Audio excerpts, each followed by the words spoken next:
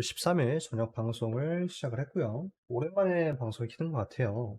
제가 근데 오랜만에 방송을 키긴 했는데 왜 오랜만에 켰냐면은 제가 사랑니를 이번에 발치하면서 좀 방송을 한 일주일 정도 쉬어갔습니다. 근데 또 사랑니 발치가 19일 날 예정되어 있기 때문에 그때 이후로 또 한 일주일 정도 방송을 쉬어갈 것 같아요. 저도 웬만하면 사랑니 발치하고 나서 바로 또 방송을 하려고 했었는데 생각보다 좀 상당히 아파가지고 방송을 조금 쉬었었고요. 그리고 이번에 또 일주일 정도 시간을 뒀다가 발치를 하게 됐습니다.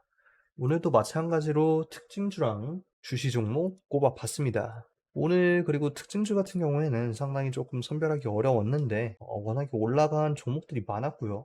그래가지고 일단은 먼저 한번 보시면은 주식에서는 뭐 움직임이 게 많았습니다. 근데 여기에서 조금 의미 있게 꼽을 만한 게 막 그렇게 크게는 없었고 그나마 레인보우 로보틱스랑 코닉 오토메이션 그 정도 될 것 같은데 근데 이번에 살펴봐야 될 거는 코닉 오토메이션을 좀 살펴보고 싶습니다. 첫 번째 특징주 코닉 오토메이션. 코닉 오토메이션 같은 경우에는 스마트 팩토리랑 그 보안주 테마가 붙어 있는 상태인데 관련해서는 미중 갈등의 한국 세계 로봇 제조 기회 소식의 상승이 이루어졌다. 그런 테마가 붙어 있는 상태고요. 코닉 오토메이션 뉴스 한번 보시면은 공시나 가시적인 호재는 발생하지 않았으나 2차전지 장비 및 물류 자동화에 대한 기대감 이렇게 부각이 되어 있다. 그리고 뭐 주요 메이저 공급사들의 배터리 3사가 배터리 스마트 팩토리 설립에 잘 가한다. 이런 테마가 일단 붙어서 올라간 걸로 판단이 됩니다. 이거 관련된 회사 그 설명은 보시면 아래 보시면 되는데 에코프로 2차전지 소재의 사업 분할, 사업 부분, 물적 분해에 대해 신설이 되었다. 이런 양극재 수요 확대랑 하이니케이크 양극재 판매 호조 기대감으로 일단은 올라와 있는 종목입니다. 일단은 뉴스 그런 식으로 보시면 될 것 같고요. 배터리 그런 공급사 확대 같은 것들 재무 측면에서 한번 보면은 전일 기준 시가총액 1,800억, 오늘 기준 시가총액 2,400억 위치하고 있고요. 매출액 영업이익 순이익은 이거 분할된 지 얼마 안 돼서 제대로 뜨지는 않네요. 기관 동향은 기관하고 외인이 주요 순매수 위치에 차지해 있고요. 자산 총계가 상당히 적습니다. 자본이 91%, 148억 중 91% 차지하고 있고 나머지 테마에서는 막 그렇게까지 나와 있지 않은데 공시 한번 살펴보시면은 22년 8월 19일 투자 경고 종목 한번 지정이 되었었고요. 8월 19일 이때죠. 이때 투자 경고 종목 지정이 되었었는데 이때 한번 돌파를 시도를 했다가 음봉 저항받았다가 8월 18일간 바닥에서 다시 한번 지지받고 오늘 다시 한번 거래량 동반하면서 상승을 보여줬습니다. 거래량이 이번에 두 차례 동반이 되었기 때문에 매물대 동반하면서 거래량 돌파가 되었기 때문에 실질적인 그런 움직임, 캔들 움직임 기대를 한다면은 단기적으로 조정받은 다음에 상승하는 움직임 일반적으로 기대를 할 수 있지 않을까 그렇게 추정을 해볼 수 있겠고요. 조금 더 재무를 한번 보면은 2분기 반기 보고서 기업 인수 목적 회사로 해당 사항이 없다고 뜹니다. M&A 기업 회사인데 사실상에 그렇게까지 의미는 두지 못하고 있다라고 보시면은 될 것 같고요. 일반적인 설명을 한번 봐야 될 것 같아요. 저도 마찬가지로 그렇게 의미 있는 건 없고 IR하고 레포트 나온 게 없네요. 혈주합병 관련된 그런 이슈 같고 현금 자산만 계속해서 가져가고 있는 것 같습니다. 아까 말씀드렸다시피 합병 관련된 회사이기 때문에 그렇게까지 의미 있는 그런 매출 순이익이 잡혀있지는 않고 단기 순이익은 일단 양전이 되었고 조정 관련해서 음전이 있다. 이자 수익은 마이너스. 단순하게 이야기해서 코닉 오토메이션이 일반적인 그런 스마트 팩토리 관련주로 올라갔다기보다는 조금 그냥 이슈에 엮여서 단발적으로 올라갔다 이렇게 보시면 될 것 같고요.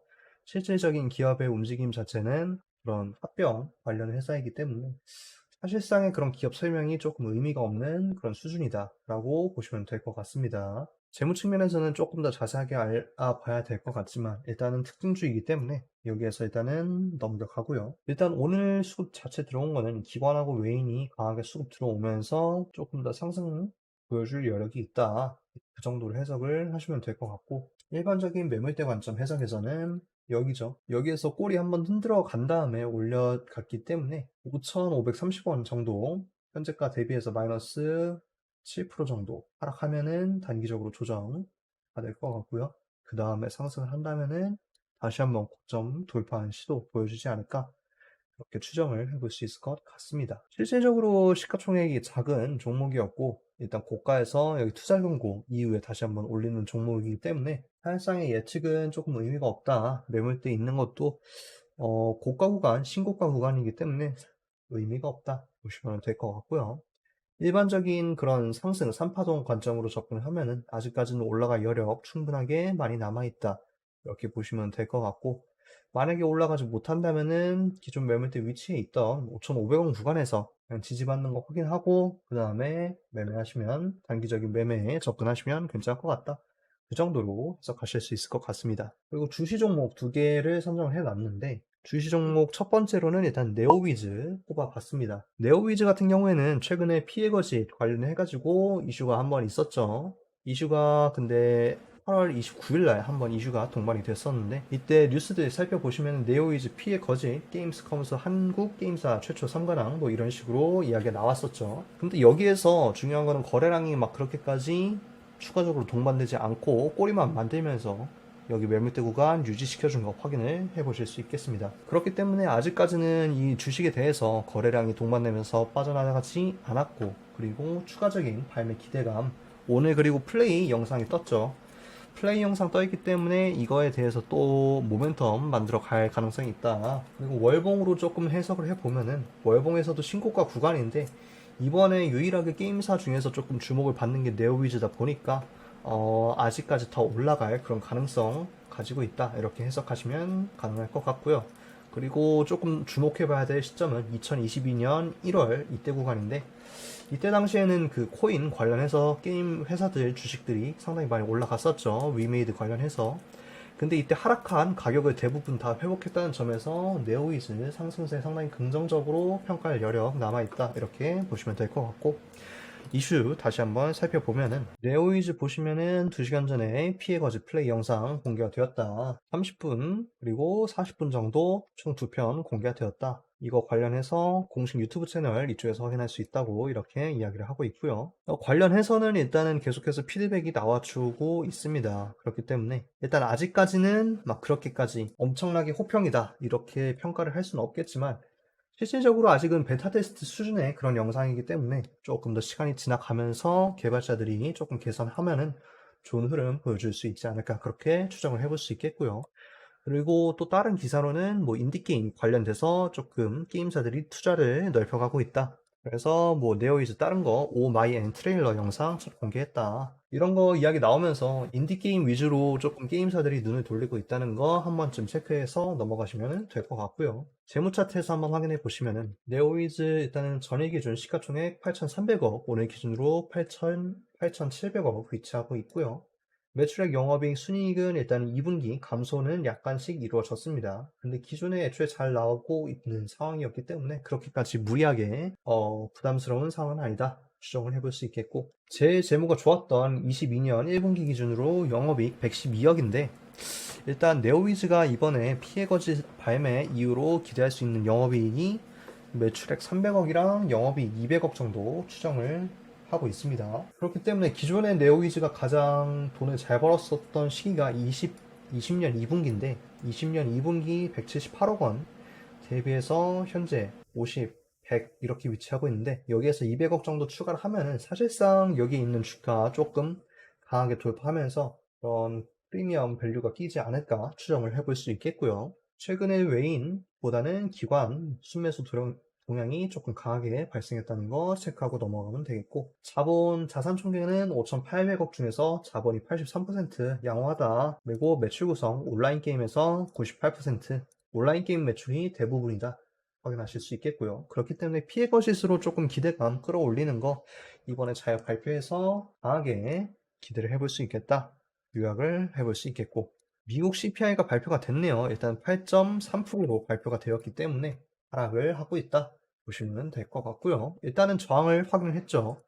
저항을 확인하고 있기 때문에 이런 경로에서 다시 한번 수정을 해서 이렇게 여기 매물대를 지지를 받는 게 일단 중요합니다. 지지를 받은 다음에 상승을 할 필요가 있는 거지, 여기에서 다시 한번 추세 꺾이면서 매물대 떨어지면 조금 답이 없고요. 일단은 다시 한번 네오 위주로 돌아가서 종목 이슈 한번 보면은 22년 8월 15일 최신 레포트가 있습니다. 투자 의견 매수 일단 잡혀 있고요. 컨센서스 자체는 영업이익은 조금 하회를 하긴 했는데, 고양이와 스프, 뭐 업데이트 부재, 뭐 이런 거 있고, 웹보드 게임 실적 증가할 거다. 업데이트 계속하면 된다. 그리고 일본에서는 적자 지속하고 있다. 23년부터 기대하고 있다. 피해 거짓은 이렇게 행사 진행할 거고, 인게임 영상 반응은 뭐 긍정적이다. 기대감 반영해서 100만 장, 6개월 판매량 100만 장. 애들링 같은 경우에는 현재 판매량이 1600만 장 정도 됩니다. 다크 소울 3 같은 경우에는 한 1000만 장 정도 되고요. 확인하시면 될 것 같고. 나머지 게임들에 대해서는 일단은 블록체인 게임 플랫폼 인텔라엑스 관련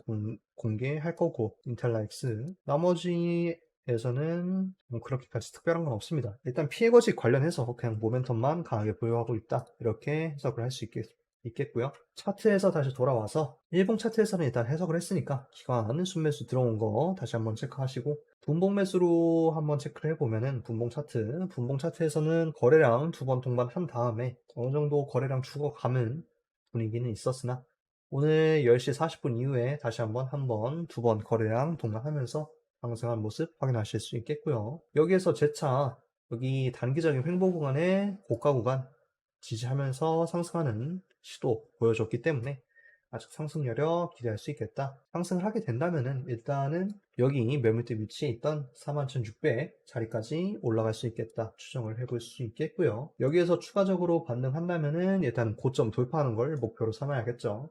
일단 단기적인 목표가 다시 한번 짚고 넘어가면은 5% 정도 상승할 거 여력 남아있다고 보시면 될 것 같고, 이후에 추가적인 움직임은 피해거짓 관련 모멘텀 이어갈 수 있을지가 네오위즈 주요 기대감이다, 이렇게 해석할 수 있을 것 같습니다. 두 번째 주시 종목 지하이텍입니다. 지하이텍 지하이텍 같은 경우에는 9월 7일 날 추석 전에 거래량 동반되면서 거의 뭐 27% 상한가 직전까지 올라갔다가 종가 마감 일단 24% 마감되는 그런 움직임 보여줬었는데, 종가 마감 하고 나서도 일단은 고가 한번 추가적으로 올려줬다가 여유구간 횡보하면서 움직임 보여줬었고요.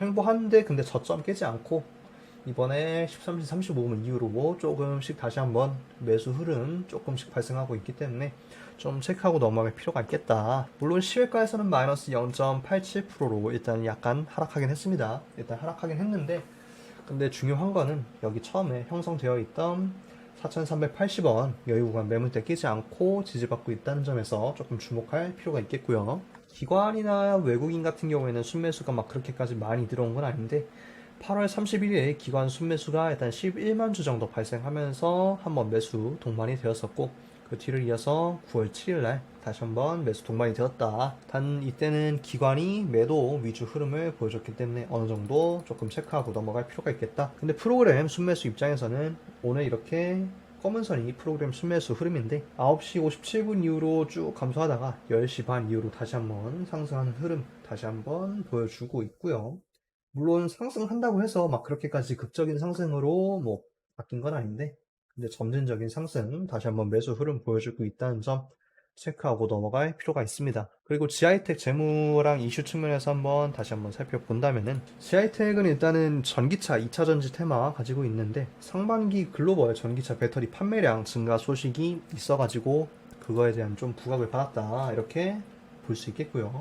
지하이텍 뉴스 한번 체크를 해보면은 4일전 뉴스가 일단 떠 있습니다. 4일전 폐 배터리 관련된 재활용 관련 제도 개선 즉 마련하겠다, 이런 이슈가 있었는데, 여기에서 뭐 이런 거 정부에서 뭐 도입하겠다, 순환차원 선 인정제 순환차원 인정하겠다, 이렇게 이야기를 했고요. 지하이텍은 특수부품 전문 기업이다. 근데 주요 벤더가 LG 에너지 솔루션의 슬롯 타일을 공급하고 있다. 근데 이러한 슬롯 타일 같은 경우에는 조금 이따 조금 더 자세히 살펴볼 테지만, 계속해서 공급을 늘려가는 그런 제품이 아니라 수리 위주로 돌아가는 제품이기 때문에 지속적인 매출에 기여를 할 수 있겠다라고 해석을 하시면 될 것 같고요.